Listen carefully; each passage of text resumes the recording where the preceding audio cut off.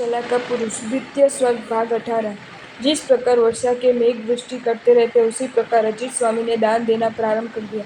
उसी समय तिर्यक जम्बकदेव इंद्र की आज्ञा एवं कुबेर की प्रेरणा से नष्ट भ्रष्ट स्वामीहीन अचिन्हित प्रगत गुफा स्थित श्मशान से या अन्य किसी स्थान से गड़ा हुआ धन लाकर चौरास्ते में चबूतरों पर गौशाला और यातायात के स्थान पर रखने लगे। अजित स्वामी ने नगर में ढोल बजवाकर प्रचारित करवा दिया, जो धन प्रार्थी है वे आकर इच्छानुरूप धन ले जाए।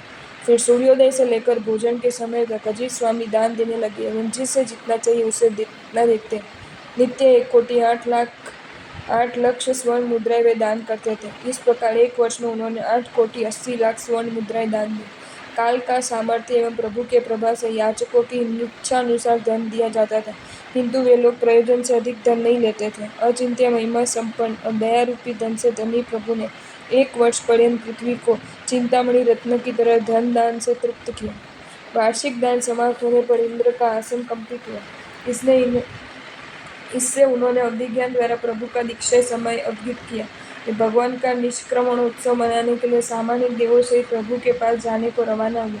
उस समय ऐसा लगा जैसे इंद्र ने चलते हुए विमान में दिक् समूह में मंडप की रचना की, हस्तियों से मानो उड़ते हुए पर्वतों की रचना की, तुरंगों से आकाश में समुद्र तुरंगों की सृष्टि की हो, अस्खलित गति संपन्न रथ से सूर्य रथ को परास्त किया, घुंघरू युक्त माला पहने दिग्गजों का कानों को हिलने से होने वाला सब अनुकरण कर ध्वजा अंकुश प्रकाश को तिलकित कर रहे हो।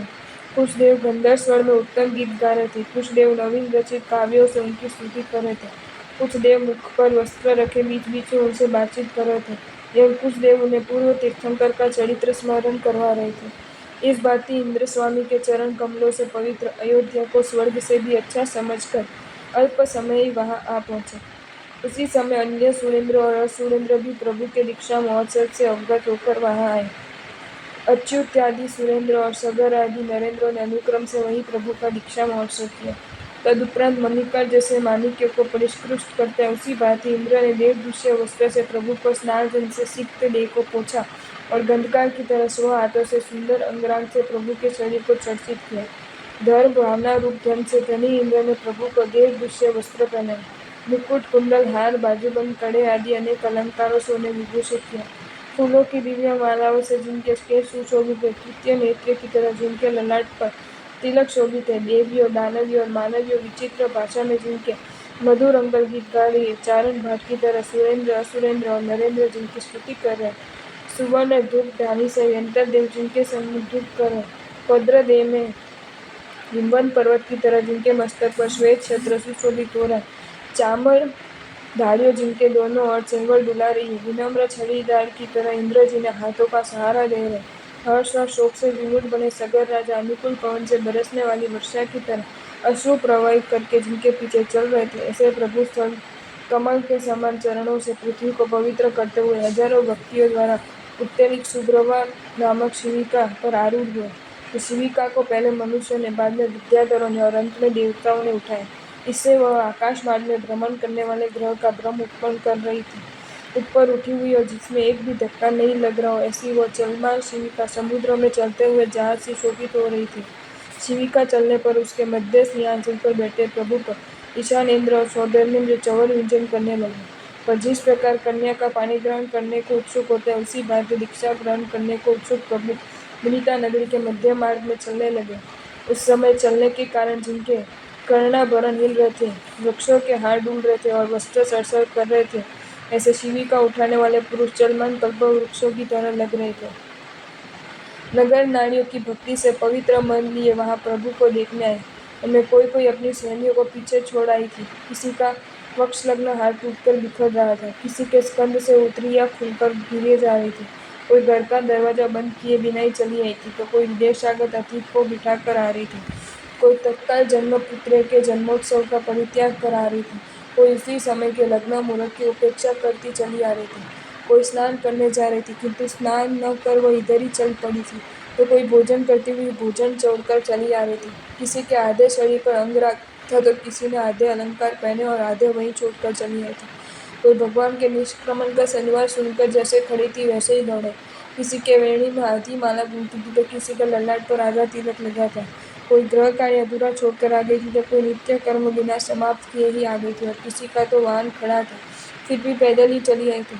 युद्धपति के चारों ओर भीड़ लगाए हस्तियों की तरह नगरजन कभी प्रभु के आगे तो कभी प्रभु के पीछे तो कभी दोनों ओर आकर खड़े हो रहे थे।